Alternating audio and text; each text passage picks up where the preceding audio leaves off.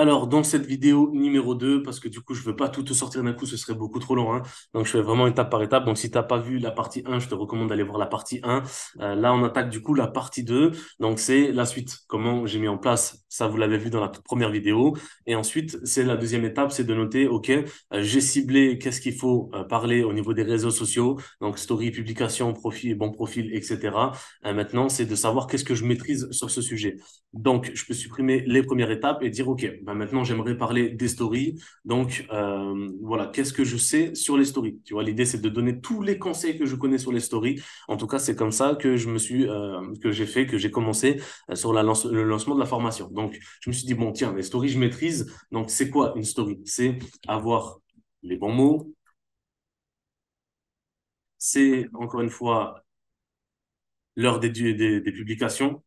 Voilà, les gens, ben, ils ont besoin de savoir aussi, OK, ben, quel mot est bien, quel mot n'est pas bien, qu'est-ce qu'il ne faut pas faire.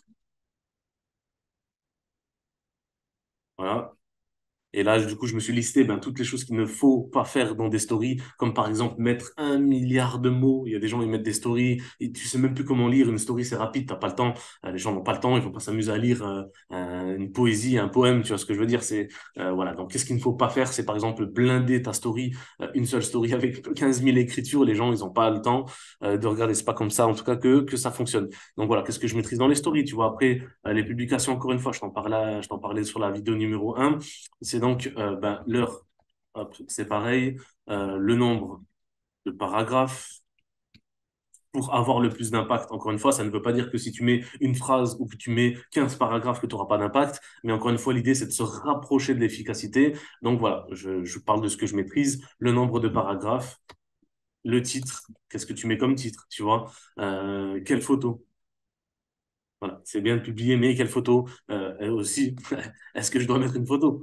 Est-ce que je dois obligatoirement mettre une photo, tu vois. Ok, ben maintenant parlons des hashtags. Je maîtrise l'hashtag. Faut bien, il faut en mettre, tu vois. À quelle fréquence? Ok, ben maintenant, je sais pas, je maîtrise la biographie.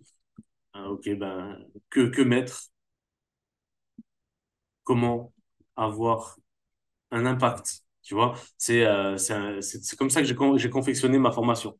C'est que ben j'ai d'abord fait la partie 1 que je vous ai montré hier et aujourd'hui la partie 2. Donc, OK, j'ai trouvé de quoi je vais parler dans ma formation. Maintenant, il faut que je me note toutes les compétences que je connais sur les stories, sur les publications, sur les hashtags, sur les biographies. Et c'est comme ça que j'ai confectionné ma formation. Et c'est pour ça que j'ai mis plus de temps à la sortir parce que au fur et à mesure que moi je continuais de travailler de mon côté, ben, je me suis dit, ah oui, c'est vrai que ça, c'est un bon conseil pour les hashtags. Ah oui, c'est vrai que ça, c'est bien pour les publications. Donc, c'est pour ça que j'ai mis 3 mois à mettre en place la formation et non pas un week-end où j'aurais pu très bien le faire en un week-end en un claquement de doigts. Mais non, parce que, il y a des choses, je voulais vraiment transmettre toutes mes compétences et il y a des choses que, ben, je savais que sur le coup, j'allais pas forcément les noter. Donc, j'avais enregistré le bloc-notes. Donc, publication, j'avais peut-être mis la moitié. Et donc, le lendemain, en mettant une publication, je me suis dit, ah oui, bah, tiens, je peux parler de ça. Ah oui, je peux parler de ça. Tu vois, et c'est comme ça que j'ai confectionné petit à petit ma formation et qui fait qu'aujourd'hui, elle a un gros niveau d'efficacité. Il y a vraiment beaucoup de valeur dedans parce que justement, ben, j'ai pris le temps de la mettre en place en passant par ces étapes-là. Donc, une fois que tu as fait ça, tu pourras passer à l'étape prochaine que je vais te parler dans la vidéo de demain. Donc,